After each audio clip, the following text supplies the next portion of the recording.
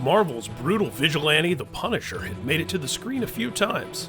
There's the little-seen 1980s version with Dolph Lundgren, which was bafflingly absent the character's signature skull.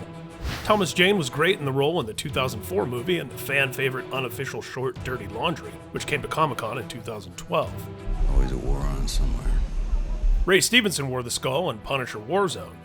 But it was Jon Bernthal who finally wore it best, debuting as the MCU's Frank Castle in Daredevil Season 2 on Netflix, before spinning off into his own series, The Punisher, in November 2017. Here, we'll take a look at 10 Easter eggs in Marvel's The Punisher.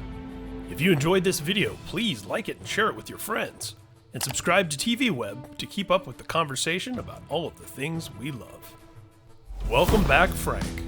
The Punisher series, while grounded in a gritty New York City reality, gives us plenty of nods to the Punisher comic books, like the inclusion of the battle van, and most prominently the introduction of Micro, a character first teased in Daredevil.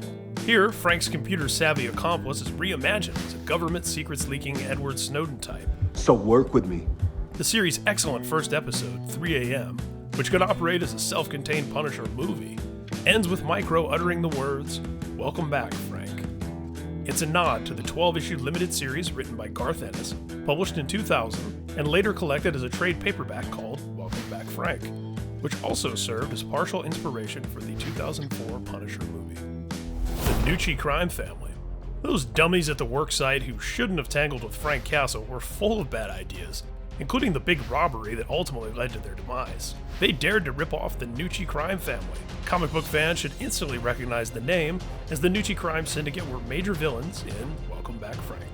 The Dogs of Hell. The first episode in the very binge-worthy Punisher series provided some connective tissue to the greater Marvel universe as well. While we don't see any of the Defenders, let alone the Avengers, in the Punisher, we do get another glimpse of the Dogs of Hell, the biker gang seen in Agents of S.H.I.E.L.D. and Daredevil. The fictitious outlaw motorcycle club was subsequently introduced into the Marvel Comics universe as one of the New York criminal crews connected to the Kingpin. Turk. Claire Temple isn't in The Punisher, but audiences were treated to another regular from Netflix's MCU stable. Turk, the fan-favorite low-level arms dealer played by Rob Morgan, is once again in the wrong place at the wrong time.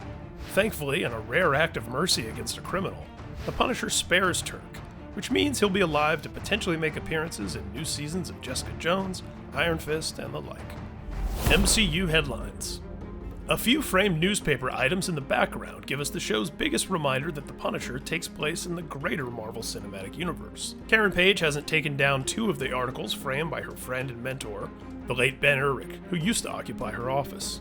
One is about the Green Goliath's battle with Abomination and the Incredible Hulk, and the other is about the alien invasion of New York depicted in The Avengers, which is the event that brought Daredevil's Hell's Kitchen back to the state of disrepair depicted in the classic Daredevil comics. There's a new headline to be seen as well, presumably written by the former legal aid herself. Chaos Under the Streets. This is most certainly a reference to the events of the Defenders, which culminated in an underground showdown. The Rumble in the Jungle. In one important scene featuring troubled Army veteran Lewis and his father, the two of them discuss the famous boxing match between Muhammad Ali and George Foreman. The so-called Rumble in the Jungle took place in 1974, which just so happens to be the year The Punisher debuted in The Amazing Spider-Man number 129. The Picture of Dorian Gray. Comic books aren't the only reading material to get shout-outs in The Punisher. The series features a few nods to literary classics, the most obvious of which, of course, is when we see the Captain Ahab-like Frank Castle reading a copy of Moby Dick. Less overt is when Frank's best friend, Billy Russo, picks up a copy of The Picture of Dorian Gray. Not only is it a hint about who his character is and where he's headed, but it's a bit of an inside joke. Actor Ben Barnes starred in a 2009 movie adaptation. Punisher Pinball.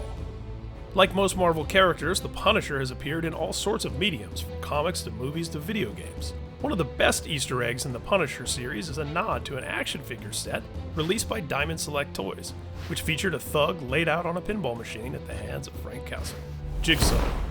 While the character has been reimagined to fit the mythology of the current series, Billy Russo has a deep history with the character of Frank Castle. In the comics, Russo becomes Punisher arch-nemesis Jigsaw, whose name conjures the image of his disfigured face.